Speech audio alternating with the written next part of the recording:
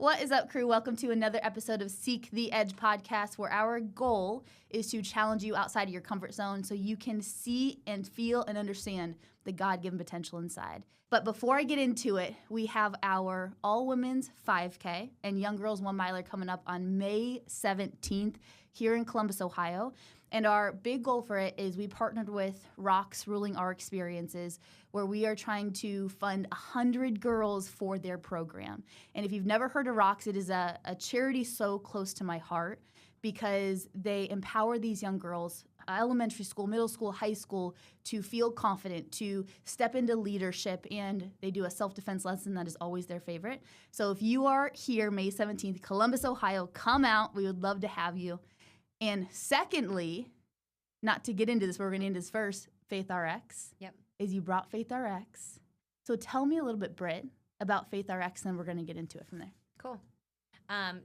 So Faith RX is actually international brand. They've got chapters all over the United States as well as in a couple other countries as well. But we noticed that they didn't have a chapter here in Columbus or just in Ohio in general. And their mission is just to strengthen and encourage and unite the fitness community through faith-inspired workouts. So we host monthly events here at Blueprint Health and Fitness in Hilliard. And they're free workouts where we just get together, have fellowship, do a brief devotional, we work out, and wrap it up with fellowship and just prayer.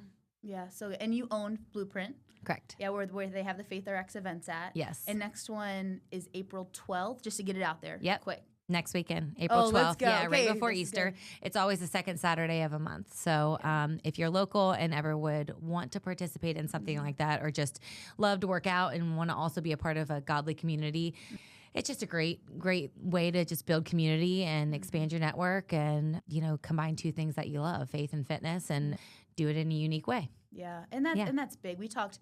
I'll give the audience a little behind the scenes. We recorded last week with it, and I sent it to you. I was like, it's good, but I wanted to ask you different questions, and that's the journey of doing something new. Is you're going to be great at it, and you're going to suck at it sometimes, and that's what we hit on a lot at the end of last podcast was the community aspect, was the faith part of it. And so, can you share with me, Britt, from a faith piece, has it always been big with your fitness, or is that newer for you? Nope, that's newer for me. So.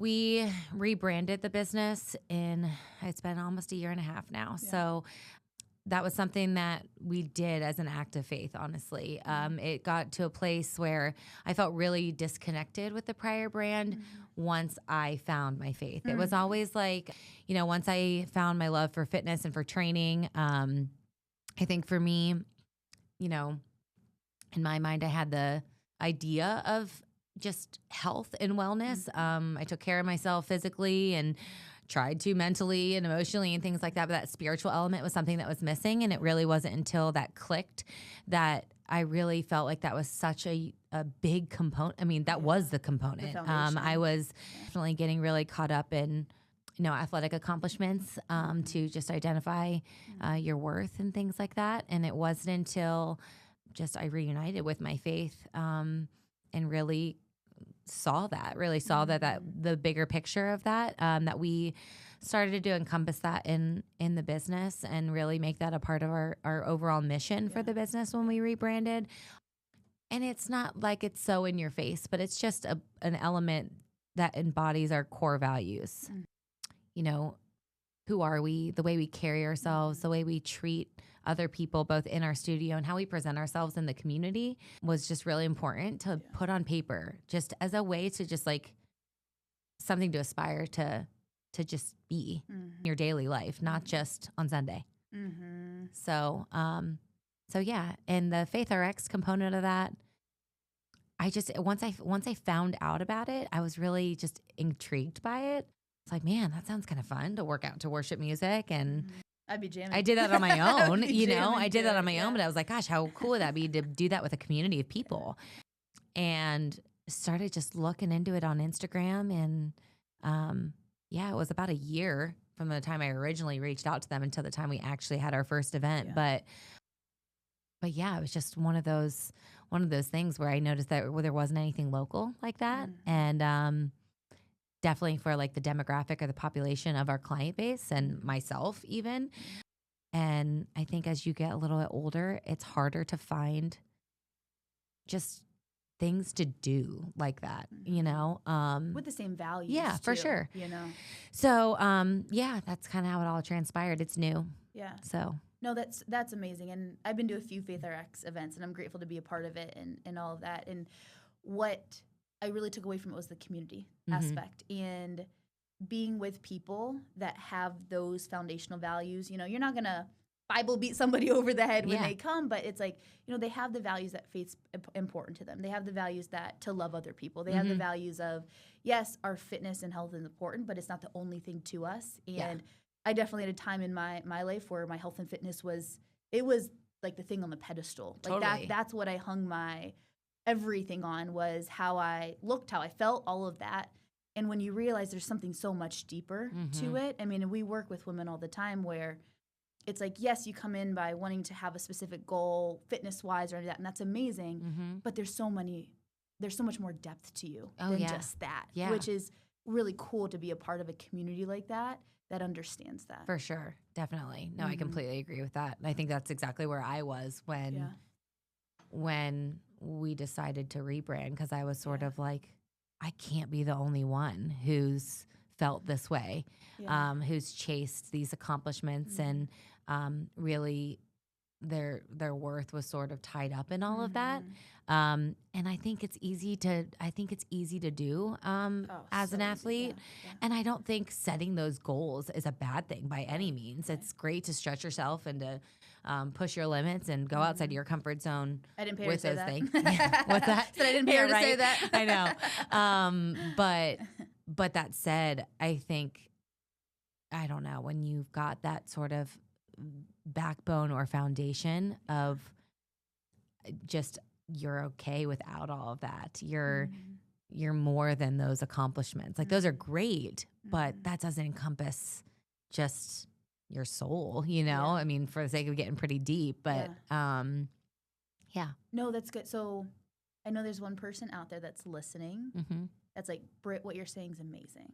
Like, and I feel like I'm the person that if I don't achieve this goal, or if I don't set this next marathon goal, half marathon, high rocks race, then it just feels like everything, like I just feel very antsy, like, okay, what am I going after? I don't know. Like a discontentment almost. Discontentment, that's the right word. Yeah. What would you share with them?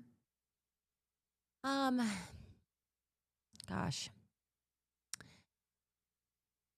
You know, I don't even know what the answer is to that. I guess the word that was coming up for me when you were asking me that question was that discontentment, you know? And I guess when you finish those challenges and stuff, you feel a sense of contentment and gratification for a moment, but it's fleeting. And so just being able to find something that is a constant in your life, I don't really know how to answer that. I guess it's more just, it wasn't for me until I found that, my faith, honestly, to be my source of just like my constant when everything else around you is constantly changing. Your goals are constantly changing. Your environments are changing. Seasons of life change. That's something that you can constantly be content in and be content with who you are in that. And that way, all those extra goals and seasons of life, when you are chasing those things, I don't even know how I'm trying to say this. I think like all of that's great, but it's okay if you take a season off, or it's okay if you look at the calendar and say, I'm going to take this year to work on X, whatever that is. Even just for me coming back postpartum, being like, oh, am I going to run a race this year? Am I going to do a race this year? And being like, it's okay if I don't. This might be a year that I'm pouring into my kids, and maybe it's a year that I go for a run just to enjoy a run, have fun. not crush myself, you know? Yeah. What I'm hearing you say too is growth is more than just one area. Oh yeah. Like growth can be and will be in your faith. Growth can be and will be in your fitness. Growth can be and will be spending time with your fit kids and relationships. Yeah, and totally. I think also as a woman, I don't have kids. I have a dog. That's all I have right now. Yeah. So I can't speak on that aspect of it. But I think a lot of women get stuck in, well, if I'm not growing in only this area, that means everything else is not going well. Yeah. And so what I'm hearing you say is like, take a step back and evaluate. And that's what I try to do too. I'm not amazing at it, but every year is, or even every quarter, okay, what areas do I want to pour into more? It doesn't mean that you let the other ones go empty. Like you're still having I'm still going to work out, you know, I'm still going to prioritize my nutrition and my mindset to some extent, but not every month is it this race, that race, that race. It's Totally. like, I think we are in a society where like burnout and busyness is almost like a badge of honor. You know, you ask somebody how they're doing, and a very like easy response that someone says is, I'm busy. Or, and I just feel like if you don't have that full calendar, it's seen as, you know, you're not being productive enough with your time. And I think, you know, a challenge for myself is just being okay in the like mundane, being okay on like embracing rest, and not feeling like I have to just fill myself and have all these goals, you know, and just being able to be so focused on whatever that is, like whatever that is to somebody listening. It's different for everybody, but and just being okay with that, you know? Yeah. That's the next evolution. I think specifically also for me too, and I've tried to be reflective on this, is being able to grow in a way where you have that white space on your calendar and it's okay. And that actually will give you more fuel and fire to pursue the things that you do have. And more is not better. You know, sometimes, not sometimes, all the time, better is better. And so if that means two things that you're focused on. Or less is more. We always want to go for all the things at one time. For a lot of women, they want to focus on the body comp, get the strongest they can, run the best race. It's like they want to do everything at one time. And I'm not here to limit anybody to say, oh, you can't do all those things. But there's seasons to it. You know, this season, and not just relates to fitness, but like this season might be, all right, I want to really focus on building my strength. That next season might be, all right, I want to lean out a little bit, and that's okay. But to go through everything at one time, that's where the exhaustion comes in. That's where then you really go after nothing. Yeah. Because everything is 20% versus some being a lot bigger percentages. 100%. So I feel that. I get that a lot. Yeah.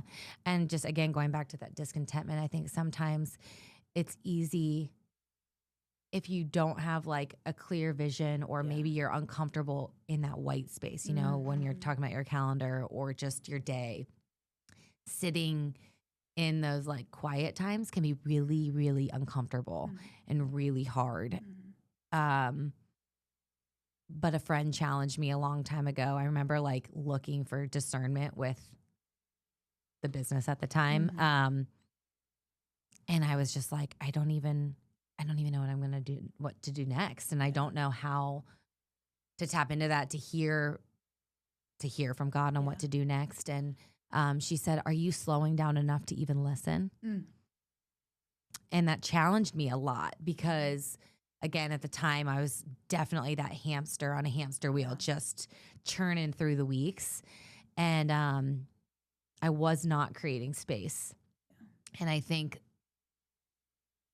sometimes, again, that space is hard to just like allow yourself to rest and to listen and to, again, just find contentment in that like quiet, still time. But I heard something, actually it was on Instagram last night. And it was very convicting for me because she said, when somebody's next to you, they don't yell, they whisper. Like if I'm sitting next to you, Britt, I'm not going to yell at you. I'm going to whisper. And so the same thing's related to God. Like if he's next to you, he's not going to yell at you. He's going to whisper, but you need to have the ears to listen and hear that whisper. And I was like, oh, okay, you got me on that one. But it's so true. So what does that look like for you, either in a day-to-day or a week basis, to be able to take that into either action or a schedule? Like what does that look like? It's changed a lot. It's had to change with like introducing kids and things like that, because there's a lot of noise.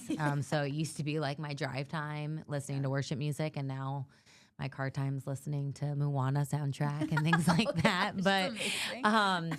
But yeah, I mean, I'd say for sure for me is like making sure I start my day there. So like I find it sounds silly, but like where like our coffee maker is and things like that. We've got like a light underneath our cabinets. And that's where like I can read when the lights are all off in the living room, in the kitchen and things like that, because there's a little light there. And that's just like a time the house is quiet. No kids are awake. Typically my husband's still asleep. I'm either like getting up before the kids or I'm getting up to go either work out or train. So that's like a moment of quiet. Do you do something then? Is it just a moment of quiet?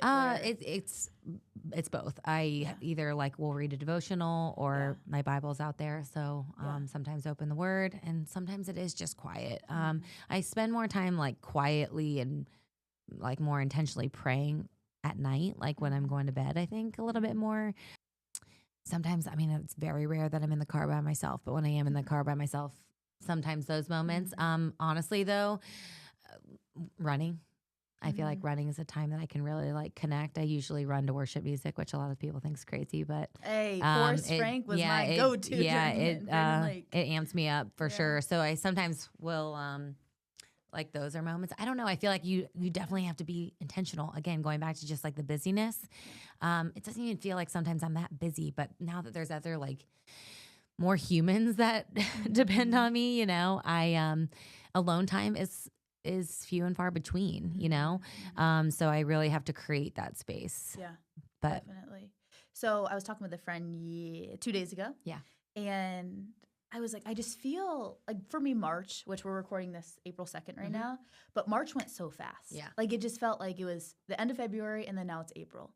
And I was talking with him like it just feels like days and weeks are going so fast. And I was reflecting back when I did Mission 48, the campaign that I did. Those 48 days felt like they were eternity, like years. And so I'm like, what's the difference? Because I don't want to live a life where I'm just going. I wake up and then it's 3 years left. You know, like it just seems crazy to me. So I was like, what's the difference of it? And as I was reflecting back on it, I was like, yes, there is a lot of different things I did day to day. But right now it's very routine for me. Like I wake up, I go work out, I go to work, and that's a great thing. Like I value routine, but also I don't want to get stuck in routine where then it's like the end of the week and I'm like, what did I do this week? Like I felt like it was just Monday yesterday. Yeah. So I was talking with them and I said, you know what? I think I need to be a lot more intentional about me starting my day and ending my day. Yeah. Because when I'm just going through my day-to-days, it's like I'm not really taking any time to reflect or set intentions. I'm just going in and getting it done. So what I started, I'm only on day 2. So we'll see how this goes, 3 weeks in. But I forgot I had this devotional book. I can't remember what it's called. I can't remember. But it has like a little paragraph, a verse at the top, a little paragraph.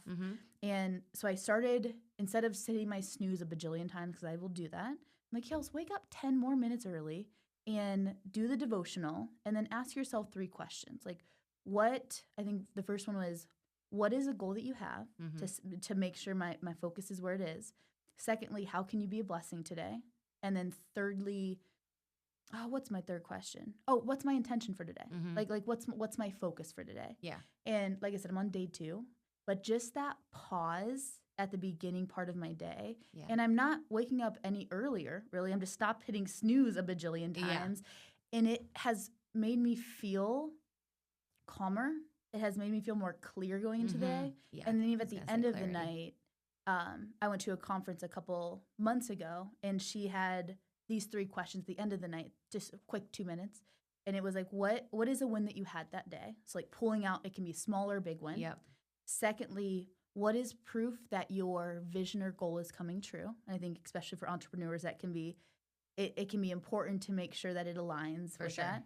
And then thirdly, in what way did God show up for you today? And those stinking 2-minute questions, it allows me to separate my days versus them just go one into the other. Yeah, and I guess what I was hearing, listening to that, is the questions posture your heart in a position of gratitude, which I think is really important, especially running your own business and doing all the things. It's easy to get burnt out. And I think it's easy to feel like you're not having momentum or seeing those wins, no matter how big or small they are. And then sometimes it's like those reflection moments shouldn't just happen once a year on like the anniversary or like big moments. But when you do something like that daily or weekly, it probably, I would imagine, pulls out more joy. I'll tell you in about 2 weeks. Let me know. Let me know at the end of April. But I'll. That's a great good. practice though, because I feel like all of those questions just force you to see the good in the day. And I think same thing with like our small group. Like you ask highs and lows sometimes, or just even just highs, and like being able to see that, like it allows you to see the beauty in the mundane sometimes. Cause I'll say like my life is very routine as well. And it's obviously it's gotta be very routine with kids. And routine can be great. It's not for a bad sure. thing. Like but I think sometimes it can feel, for lack of a better word, just blah. Like it just feels sort of mundane. And so being able to like pick those highs, I think pulls you out of that from feeling stuck or restless or that discontentment feeling, you know? Yeah, and I love that you brought up the like heart posture aspect of it, because that's what I felt like it is for me. It's like what I focus on, I'll create more of. So if I focus on, I wake up and I'm like, oh, well, I got this task, this, like all these tasks to do. Yeah. Guess what? I'm going to be looking for all these tasks to do and feel overwhelmed and feel exhausted. Versus just a small little pause. And this is coming from, I don't know about you, Britt. I have not been able to get into journaling. I know so many people talk about it. I just am not. I have not been able to get into it yet. But even those small little 3 questions just allows me to. Okay, what is my reflect focus? A little bit? Yeah. Have you done anything like that, or has any question helped you ask yourself either a better question or pull that out? I mean, I have a devotional book as well that has a thought question in it. I definitely could be a lot more intentional with it of actually writing that down. I think I go in seasons. I'm definitely like really on or not. So I guess the actual journaling, not as much journaling. But yeah, I think it ebbs and flows. Yeah. I definitely have seasons where I like am very intentional with it. I think being a part of like a study group, like a small group, like I think that naturally focus or allows you space to have thought questions, you know, like the guided book that we're doing, like it pulls that out of you. So I think that keeps me like on track, you know, that's why I like having that element in my life. And accountability. For sure. Which is huge. Yeah. No, that reminds me. Have you heard of the reticular activating system? Not to get nerdy, but to get nerdy. No. So this is interesting. When I was a high schooler, I really wanted a Jeep Wrangler. Okay. And I would see Jeep Wranglers everywhere. And 2 years prior, never saw Jeep Wranglers. But when I said I wanted it, it's everywhere. Yeah. Have you had that with a car before? I mean, I was a Jeep person too. I actually just got off the Jeep train, but I was definitely that way with the Jeep. I never had a Wrangler, but so it was interesting. I learned this. I think it was on a podcast somewhere. But there's a part in our brain called the reticular activating system. Okay. And when you focus on something, like for me, I focused on Jeep Wrangler. Your brain will create more awareness around it. Those Jeep Wranglers were always there. Yeah. But because your brain has so much information coming at it 24/7, it'll delete, distort, or there's another D word, I think distribute or something there. Okay. And so when I focus on something good in the day, when I focus on what am I grateful for, you see more of that. You'll see more of it. Yeah. And so that's the science behind gratitude, which I think is fascinating because we hear it all of the time of be grateful or what's 3 things you're grateful for, and that can be helpful. But I also am a very, I don't know, I like to know the science behind it. Like, okay, but why? And when I learned about that RES, your reticular activating system, I'm like, that's fascinating. Yeah, totally. To give science to it. Yeah. Crazy. Yeah, very crazy for sure. I mean, not to get like super nerdy on it, but I listened to this. It was at church. One of the guest pastors, Pastor Chad 2.0. Oh, when he gets me going. Yeah, he does for me too. He had a service on. I don't know. He was talking about. I don't remember what the message was on, but he referenced something with his wife where. I literally looked at my husband and was like, take notes. It was like every day for a year, he wrote down something he liked about his wife. I remember that. And then gave it to her. I don't know if it was an anniversary or birthday.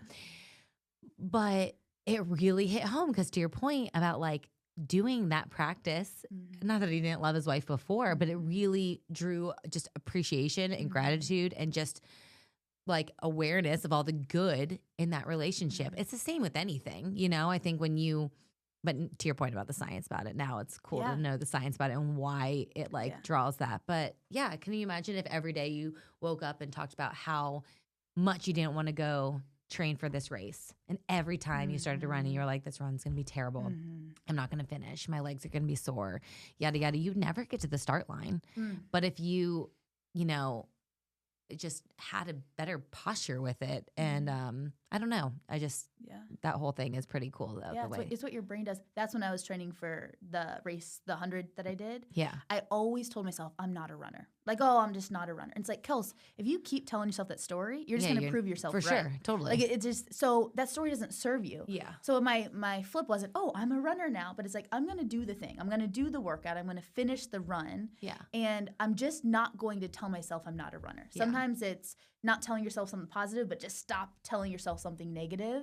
And not that I feel like I'm the fastest marathoner ever, but that helped me break that story up and realize that it just didn't serve me anymore. Oh, yeah. I mean, I get that. All the time. I mean, for the longest time, I struggled with just like the insecurity of running my business.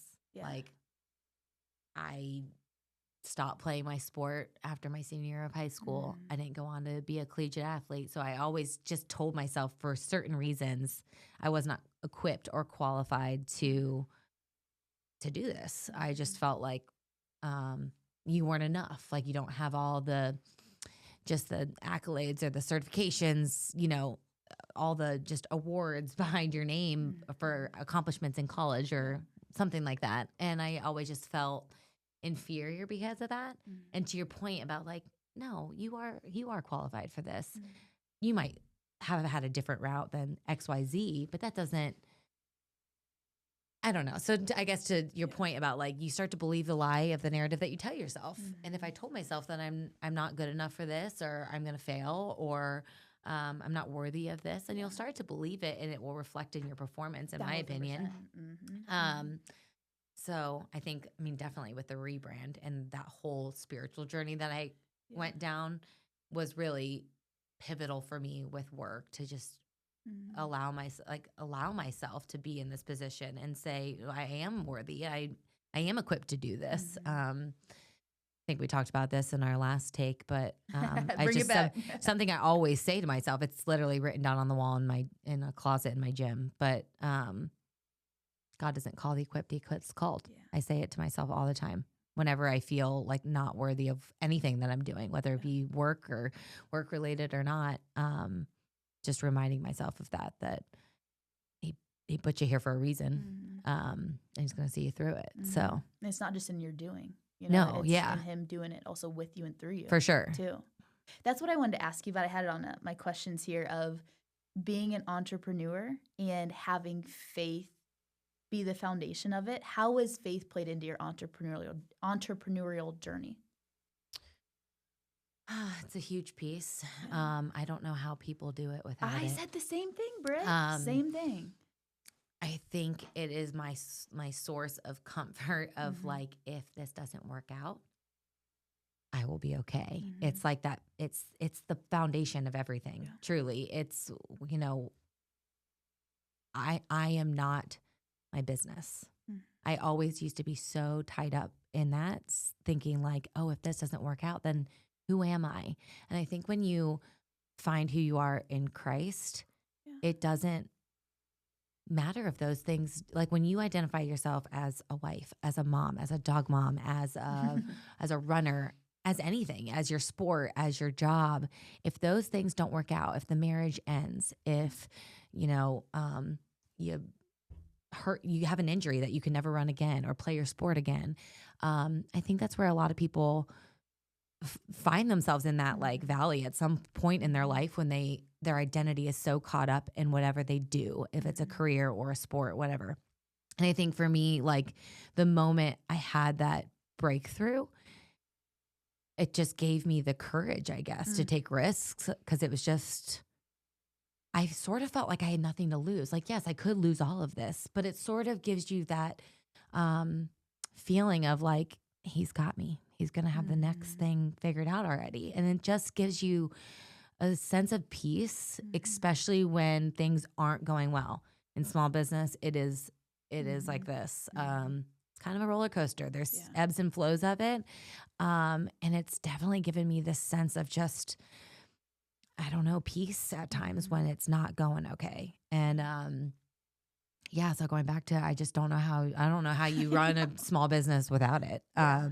It also just, I think another area that I really rely on it is when I'm like struggling with vision of like, what do I see over the next 1, 2, 5, 10 years from now?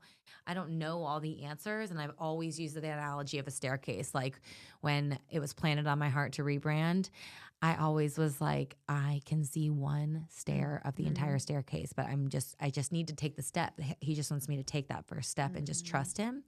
And I very much still feel that way of like, maybe I see like 2 or 3 stairs now, but, we get only one extra now. but I think it helps you with your vision for it, like just continuing to pray that way, to just ask for discernment, asking for wisdom. And he's really opened doors to put other people on my path who might have more wisdom than me that can pour into me and guide me. And I just need to be confident to like go in the room with some of those people. You know, I definitely, that's something I'm working on, of just being more comfortable, just putting myself out there. But yeah, I'd say peace and just discernment. Those 2 things are the biggest areas where my faith plays into running my business now, for sure. There's 2 things I want to pull out. The first thing that you shared is it does give you this peace and contentment that if it doesn't work out, like he still got me, you know? And I know some of the high performing women or whoever's listening to this, it's like, no, but I need to have this kind of fight or flight mode to get me motivated to keep running. Yeah. And, well, if I have peace that it's not going to work out, am I going to be as driven to build the thing that I want to build? And what I'm hearing you say, and also what I've experienced too, is no, you actually get more gas to the fire because you're not burning yourself out, freaking out about, oh my gosh, if this doesn't fail. Like it doesn't, that chip on your shoulder doesn't necessarily help you get to where you want to get to. It allows, when you take that off and give him it allows you to rest in that, but then also give you more energy and focus and motivation to do the thing. I completely agree. Yeah. So I love that you pulled that out, because I'm like, oh, if I would have heard that probably 8 years ago, I'd be like, well, is that gonna take things away from my drive for it? And I'm like, no, not even. I think it gives you even more fire, especially when you're like on mission. Yeah, like you're just feel so driven towards totally. it. Yeah. No, I love that. And as you were sharing the back half of it, you talked about vision. And that's something that I've been recently praying about over the last 2 to 3 months. Is I was very much like, what's my vision for it? And I had a decent vision, but my friend who really gut checks me sometimes, like, Kelsey, pray about it. Yeah. Like, yeah, you're creating this stuff, but like, did you really pray about it? I'm like, oh, that's so true. Yeah. And so one morning I came back from a conference and I prayed about it. I'm like, God, like, what's your vision for it? Like, share with me what your vision is. And I took Captain on a walk, left my phone at home. And it's like all these ideas kept coming that were completely left field that I thought about 4 years ago. Yeah. That if I would not have given him that space to speak, I would have just kept running with my own vision for it and trying to figure it out. That's what I was thinking when you were saying that, is you're saying, I've got Kelsey's vision. My question back was like, well, what's his? Exactly. And he's like, Kelsey. Yeah. Yeah. But again, creating space, leaving your phone at home, going on a walk alone and just being really intentional, I think is so important to have that clarity. Yeah. For sure. Can I ask a challenging question? Sure. And you can be as open or not open with it. What is your biggest challenge in faith right now? Definitely being open about it and bold about it in environments where I'm not sure if everybody in the room believes or just the fear of perception, for sure. It's a very vulnerable feeling. I can be open about my faith and I can grab somebody's hands and pray with them or pray out loud when I'm in a room full of people who I know see what I see, sort of. Yeah. But when it's not, I definitely struggle with that. I struggle to just let go and let God. I tend to still sometimes control too much, or keep things a little closed chest. Yeah. I also think, I mean, we talked about this before, kind of heard the narrative of like, never talk about faith and politics with work. And so blending that is sometimes a challenge. I think that's just it, being confident in a room where you're not sure where everybody kind of stands on it, and just standing firm in that, especially in environments where it might be friends or family who maybe knew you pre-salvation, and like falling back into old habits, or just like being nervous to talk about that with those people, which kind of falls into that same category of just being a little shy at times. But I feel like he keeps putting me in positions like this to be a little bit more bold. Here's a microphone and cameras and lights. No, but I feel like he keeps putting me in these positions that are super uncomfortable, where he's like, you want to be shy and stand in the corner and let somebody else. And no, we're actually going to, like at that Faith RX event where last minute I had to be the one to give the devotional. That is not my jam. I can lead a workout class all day long, but publicly doing that is very uncomfortable and outside of my comfort zone for me. So, and I just was like, oh, I got to do this. I don't have any other choice. There's nobody else here to do it. So, okay. So I just think those are the things I'm most uncomfortable with, but he keeps kind of giving me an elbow of like, well, I'm going to keep stretching you then. As you were talking, comfort zone just kept coming up. And like, that's the whole ethos of everything that we do is like seeking the edge of that comfort zone. And yes, it can be physical, but it's also in those moments where he's having you speak in front of people. You're like, oh, that doesn't feel very good. Yeah. And it pulls up the quote that you shared before of he doesn't call the qualified, he qualifies the called. Where you probably have those, oh, I don't really want to do this. And it feels a little bit uncomfortable. Yeah. And when you have those situations, like when I asked you to go on this podcast, you're like, oh, Kels, like you were excited about it, but that's something outside of my comfort zone. For sure. What do you say to yourself, or how do you wrestle with the comfort zone and stepping out of it? On my way here, literally the only thing I was praying on my way here was that the Holy Spirit speak through me. I am not equipped to do this. But I also feel like, I don't know, sometimes I feel like it's not about me. As silly as that sounds, like these opportunities are not about me and what anybody else thinks of me or what I say. It's about him, and honoring him through these platforms and these vessels that he puts us in, and using that. And I kind of go back to just like, again, the platforms that he gives us. And I have to just put my own ego aside a little bit and just surrender to it. It's really hard. It's super icky and uncomfortable. But again, I just have to keep telling myself that like, it's not about me. And I read that book. Have you read that book, Let Them? I've heard of it a bajillion times. I haven't read it yet. It's great. Mel Robbins is great. So though. I did the audio version and I actually loved it because I love her narrating. But I'll say that like, that's constantly in my head, especially like in something like this where I'm nervous about someone's perception. But when you can like let go of that and just say like, if someone thinks this, just let them. Somebody needs this message. And it was the same thing when I was wrestling with the rebrand. A mentor of mine I was sharing just the fears of what if we lose all of our clients because they're not kind of on board with this mission or just don't buy in with that. And what if we just don't what if we don't get new clients and whatever? And he said, like, let them leave. The right people will come. It's creating space for the right people, the right type of people. And that's something that's constantly in my mind because fitness industry is tough. Big ebbs and flows for sure. And so in those like down seasons, It's just something in the back of my mind of just like, it's creating space for the right opportunities, the right people. And it's okay. It's not. And so, yeah, I guess getting a little off tangent with that. No, But, that's great. but it definitely is something that's just like in my mind. Yeah.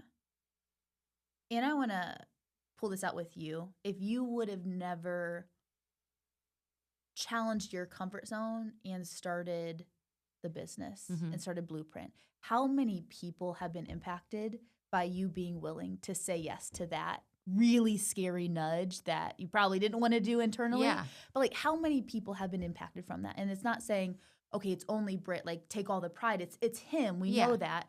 But at the same time, he wants to use willing vessels. For sure. And when I'm stuck in my way and I can be stubborn of like, ooh, God, not now. I'll do it later, but not now. But that has helped me too of, Kelsey, this isn't about you. Like, this isn't just for you. So yes, this is uncomfortable for you. Yeah. But when you pursue this, how many other people might be impacted from that? Totally. And that frame helps me a lot get out of my own way with it. Yeah. Not all the time, but a lot of time, because I cannot want to do it for me, but then to not do it for other people, that's another level that hits me in the heart. For sure. Yeah, no, I completely agree. I say that all the time with just Faith RX. I put so much pressure on myself with any sort of like event that the business or the chapter puts on, either one. You want it to be successful. You want people to show up. But that's not, I mean, this is our church's motto, but for the one. You know, I have we're that not, tattooed on my it's not, arm. Yeah. it's not about the masses. It's for the one person who's there that needs that message that day. So it doesn't matter if it's one person or 30 people at these events. And I have to remind myself that all the time. And it's hard because I feel like, you know, like we were talking about at the beginning, like more, you're always wanting more. If you had an event last time and 20 people show up, you want 25 people to show up this time, and you want it to be bigger and better. And it's like, no, it's okay. And just giving myself that permission with things like that. And I mean, that the last event that we went to was so cool. My niece was there, which I know sounds silly, but she's 14. And so like, I was so nervous. That was a time I had to do the devotional. I was so nervous to do it in front of her, which is so silly. But it just, again, going back to like the one, I mean, there's multiple people in the room that day, but I was like so proud of her. Like, she spoke up. She's 14 years old, spoke up in a group of all these women that are 20 years older than her. Some of them 25 years older than her. And it just like, I don't know, it just made you think about like, this is not about me. Like, this is a space where my niece was able to come and work out. And I don't know. It's so much more. And so I just go back to that of just like putting my own ego aside with it and just letting him and use this space that we are blessed to steward in this business that we're blessed to steward, and just use that space for greater good and more meaning and purpose behind it. And just like you shared, it's the staircase theory where your first step wasn't starting a business day one. Your first step was maybe going to a workout class or working out. Yeah. Then the next step was the consistency. And it's like, he didn't show you the vision for the business when you were probably 20 yet. No. But you had to have the courage to take that first step and continually taking those stair steps to now it's you have the business and Faith RX and the vision, like everything. And even now at step 50, he's not showing you step 100 with what's ahead for it. Yeah. And probably also, at least in my opinion, if I would see step 100 in here, I'd be like, oh, I don't know about that. Like, I don't know if I can. Like, no. I don't know if I can handle that. Yeah, no. And for so sure. It's not a lack on his part wanting to give you all those steps, but it's a, hey, like, I gotta give you the courage to keep going. Yeah. And I think, I don't know, the word courage just really hits me in the heart, because I know so many people disqualify themselves because they think, well, I don't have the thing that Susie has, so I can't do that thing. And it's no. You have everything inside of you that he's given you to go after the life that he's called you to live. For sure. And you're not going to see that yet. You're not going to feel equipped for that yet. But you have to trust and keep taking those steps to be able to step into the life that he's really called you to For live. sure. Which is usually a lot bigger and different than what you would have had planned. And better. And better, Mm-hmm. yes, yeah. All right, so let's wrap her up because I could talk to you forever about this stuff. One of my favorite things about you is your willingness to be open and share your amazing moments, your challenges, everything in between, and also have the courage to continue to pursue the things that he's put in your life and the vision that he has for you. So once again, FaithRx, April 12th, because this comes out tomorrow. Yeah. So April 12th. April 12th. What time? 9:45. 9:45. Yep. Blueprint. That's in Hilliard, Ohio. Yeah. Okay. Anything else to share about it? Or any also last words to leave people with today? Yeah. When it comes to our event, it's our passion workout. Yeah. So it's the workout pre-Easter, and it signifies a lot of the exercises that we're gonna do is just signifying what he went through, and I think it's a really cool opportunity. So I encourage you, if you're local, to come and to participate. And if you can't, then there's gonna be other opportunities.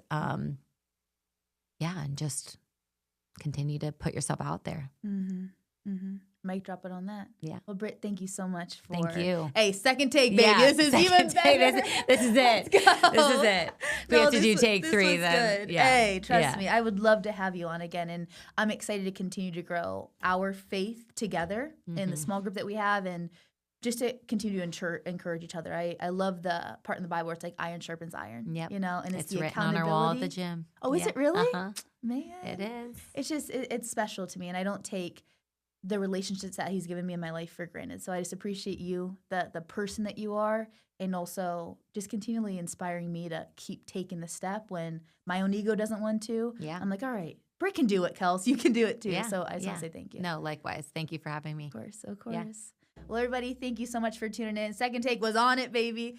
If you have any questions, Britt, where can they reach you or Blueprint or FaithRx at? Goodness. All the above. And mine's just my name, Brittany McCurdy, and Blueprint's Blueprint Hilliard, and FaithRx is FaithRx Columbus. So one of those 3 channels you can reach me at. Hit them up. And we will put those in the show notes too. So everybody have an amazing rest of your week. Once again, continually seek the edge. And if you learn one thing from Britt, a lot of things, but one thing is have the courage to take the step. And once you take the step, you don't need to see the whole staircase yet, but you're going to be amazed about where that can lead you. Love you guys.